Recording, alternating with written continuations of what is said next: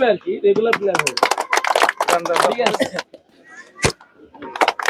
যারা বন্ধু টিটু মাসুদ এদের কারণে হচ্ছে যে একটা আত্মীয়তার মতো হয়ে গেছে। আমরা নিজেদেরকেও মনে করি তোমাদের এলাকারই ছেলে, তোমাদের সাথে আমাদের একটা পারিবারিক সম্পর্ক।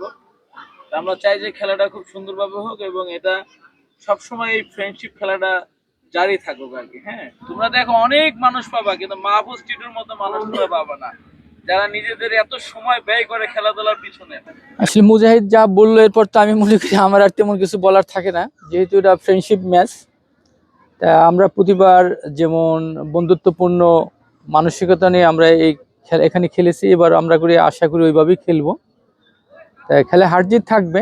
আর ফ্রেন্ডলি ম্যাচে তো আমি মনে করি হার জিতের কিছু নাই, যেই জিত এখানে যে জিতবে যে হারবে সবাই সমান। আর কৃষ্টপুর তো আমার একটা পরিবারের বা আমাদের আত্মীয়র একটা স্থান বলে আমরা মনে করি, কারণ আমরা ওখানে যখন কৃষ্টপুর থেকে রুগী যায়, সে যেই হোক যাই বলে যে আপনার বাড়ির কাছের লোক, মানে আমাদেরকে তারা কত আন্তরিক এবং কত নিজের ঘরের লোক মনে করে।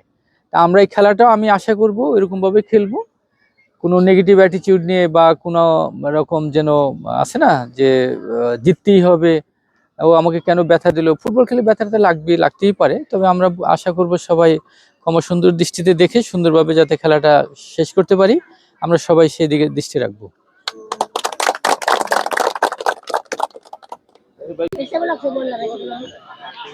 এই মুহূর্তে আক্রমণে রয়েছে কৃষ্ণপুর, কিন্তু না প্রতিহত।